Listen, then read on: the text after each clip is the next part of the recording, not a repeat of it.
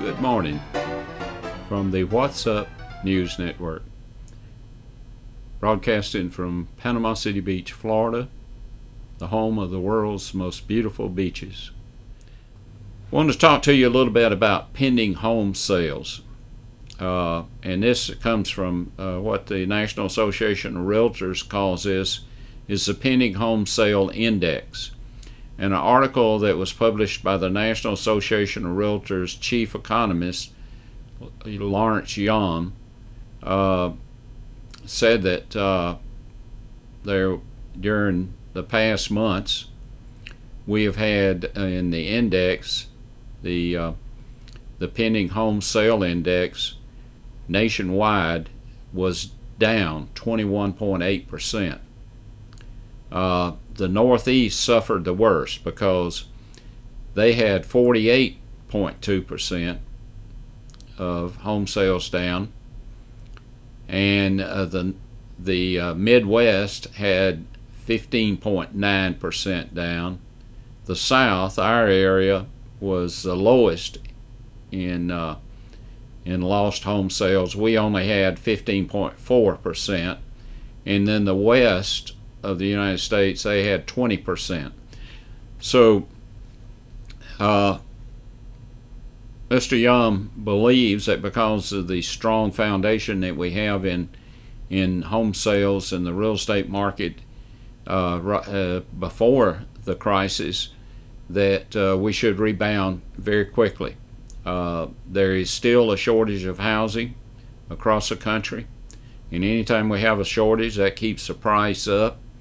One thing that's very encouraging is mortgage rates. On the 30-year home loan, the mortgage rates yesterday were 3.15%. That's the lowest that it's ever been since Freddie Mac started keeping records on this in 1971.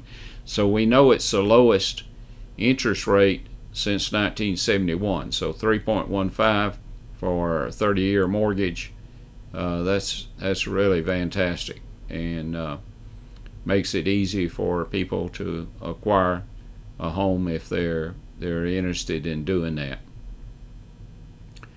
For the past few months, we've heard some terms like unprecedented. I don't know how many times I've heard that on the television. Everybody is talking about this virus, and this shutdown is unprecedented. We've never had anything like it before. And of course, even as old as I am, I've never seen anything like it. And I don't think most everybody living has seen anything like it. Not even during the Depression, I don't think it was like this. So we've seen that term. We've also heard the term, we're all in this together. Well, I don't know if that is supposed to give us some comfort, but I don't know that just because I'm in a crisis, I want everybody else to be in there with me. If I wanted somebody to be there with me, I'd want the Lord Jesus Christ to be there, because he said he'd be with us always, and I expect him to be there with us. And so there's no point in having fear. We should be approaching this with no fear if you know the Lord Jesus Christ. There's also a statement that I've heard an awful lot. This is usually coming from doctors or scientists, and the public be asking them a question. They say, "Oh, that's a great question." Well, now I think it's time we get some great answers about everything. And of course, I can't blame the scientists and the doctors, because their estimates and their models weren't correct, because this was something that was, like we say, unprecedented. So we have learned how to do some things a little bit different now. We've learned how to, of course, I think I wash my hands quite often, but since this virus has been going around, even though I'm not afraid of it, I'm not stupid enough not to take precautions. So I wash my hands so much I can't wear my rings most of the time because it's irritated from the soap. So we've learned how to operate from home. We've learned how to keep distance when a virus is going around, and even after COVID-19 is gone, we're still going to have viruses every year that's going to come around, cause problems for us, and especially cause problems for some that are elderly and some that have underlying health conditions. So we need to be careful, not only to protect ourselves, but we need to protect others from this virus and other viruses that might come our way. I can, we hear that we're going to get through this, and we will. And I've seen. I'm not originally from Bay County or Panama City Beach. I've been living here since I retired in 2004. I had been coming down here for many years before that, and had been investing in property back around 94, 95. But the folks down here and the investors and people who own property down here, they're really pretty tough. They've been through a lot in the last few years. We had the recession back around 2005. We had the BP oil spill.